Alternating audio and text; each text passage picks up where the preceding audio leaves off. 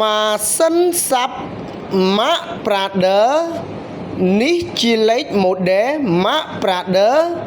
ហើយនេះជាតាប់ឡូ Mac Prader របៀបចាក់សោប៊ូតុងបិទប្រព័ន្ធក្បាលធ្នេ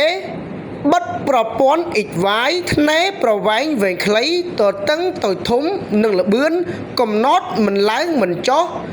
និងរបៀបបិទប្រព័ន្ធ LO កំណត់យឺតដំបូងហើយបានលឿនបង្វែរទៅម៉ាស៊ីនយើងវិញ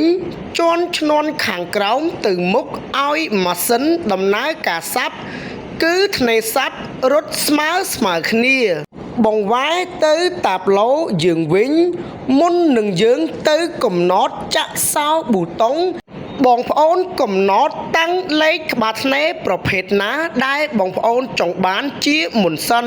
អញ្ចឹងសម្រាប់ខ្ញុំកំណត់តាំងក្បាលធ្នេលេខ2រួចចុចលើប៊ូតុង Select ឲ្យភ្លើងលឿងទូចលុតចូលអក្សរ X គឺកំណត់ធ្នេប្រវែងវែងខ្លី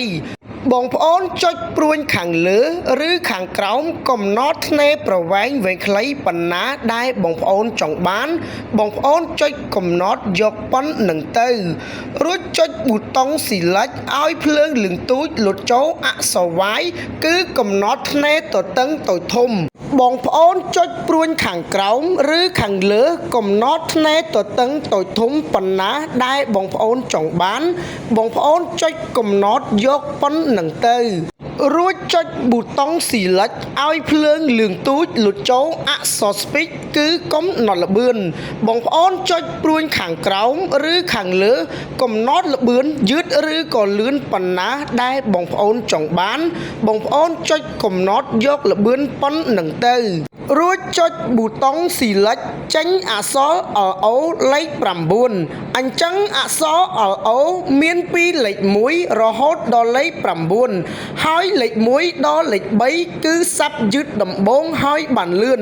លេខ4ដល់លេខ9គឺសាប់រត់ស្មើគ្នាអញ្ចឹងខ្ញុំកំណត់អក្សរ LO លេខ1គឺសាប់យឺតដំបូងហើយបានលឿននៅពេលដែលយើងកំណត់រួចរាល់អស់ហើយបិទកុងតាក់ម៉ាស៊ីនបន្ទាប់មកចុចលើប៊ូតុងតេស្តប៊ូតុង Reset ប៊ូតុង Enter សញ្ញាព្រួញប៊ូតុង3នឹងក្នុងពេលតែមួយឲ្យជាប់រួចបើកកុងតាក់ម៉ាស៊ីន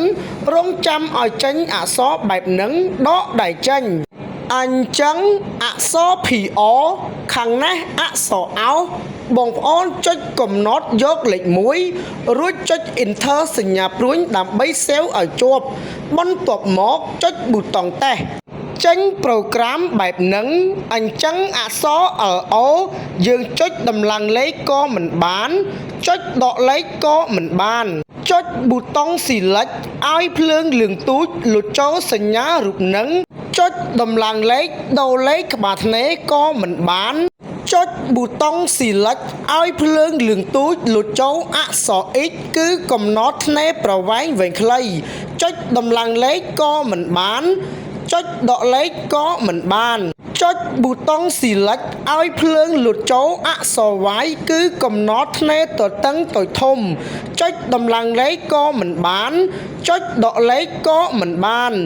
ចុចប៊ូតុង Select ឲ្យភ្លើងលឿងទូចលុតចូលអក្សរ Speed គឺកំណត់ល្បឿនចុចដំឡើងល្បឿនក៏មិនបានចុចដកល្បឿនក៏មិនបានបង្វែរទៅម៉ាស៊ីនយើងវិញជន់ឈ្នាន់ខាងក្រោមទៅមុខឲ្យជើងទាលើកជន់ឈ្នាន់ទៅមុខបន្តឲ្យម៉ាស៊ីនដំណើរការសាប់គឺវាសាប់យឺត3-4 ម្ជុលដំបូងហើយបានលឿនបង្វែរទៅតាប់ឡូយើងវិញយើងទៅកំណត់ដោះសោប៊ូតុងឡើងវិញបិទកុងតាក់ម៉ាស៊ីនបន្ទាប់មកចុចលើប៊ូតុងតេស្តប៊ូតុង Reset ប៊ូតុង Enter សញ្ញាព្រួញប៊ូតុង3នឹងក្នុងពេលតែមួយឲ្យជាប់រួចបើកកុងតាក់ម៉ាស៊ីនរងចាំឲ្យចេញប្រូក្រាមបែបហ្នឹងដកដៃចេញអញ្ចឹងអក្សរ PR ខាងនេះលេខ1បងប្អូនចុចកំណត់ដូរទៅជាអក្សរអោរួចចុច Enter សញ្ញាព្រួញដើម្បីសេវឲ្យជាប់បន្ទាប់មកចុចលើប៊ូតុងតេស្ត ចាញ់ប្រូក្រាមបែបហ្នឹងអញ្ចឹងភ្លើងលឿងទូចនៅចំអក្សរ speech គឺកុំណត់ល្បឿនចុចដកល្បឿនគឺបានវិញហើយចុចដំឡើងល្បឿនក៏បានវិញដែរចុចប៊ូតុង select ចេញអក្សរ LO ចុចកំណត់លេខគឺបានឡើងវិញហើយបន្ទាប់មកចុចប៊ូតុង select ឲ្យភ្លើងលឿងទូចលុតចូលសញ្ញារូបនឹងចុចដកលេខឬដំឡើងលេខដូរលេខក្បាលថ្នេរគឺបានឡើងវិញហើយចុចប៊ូតុង select ឲ្យភ្លើងលឿងទូចលុតចូលអក្សរ X គឺកំណត់ថ្នេរប្រវែងវែងខ្លីចុចដំឡើងលេខគឺបានឡើងវិញហើយចុចដកលេខក៏បានវិញដែរចុចប៊ូតុង select ឲ្យភ្លើងលឿងទូចលុតចូលអក្សរ Y គឺកំណត់ថ្នេរទទឹងតូចធំចុចដំឡើងលេខគឺបានឡើងវិញហើយចុចដកលេខក៏បានវិញដែរបង្វែរទៅម៉ាស៊ីនយើងវិញជាន់ឈ្នាន់ខាងក្រោមទៅមុខឲ្យជើងទាលើកជាន់ទៅមុខបន្តឲ្យម៉ាស៊ីនដំណើរការសាប់គឺថ្នេរសាប់រត់ស្មើគ្នាឡើងវិញហើយសូមអរគុណ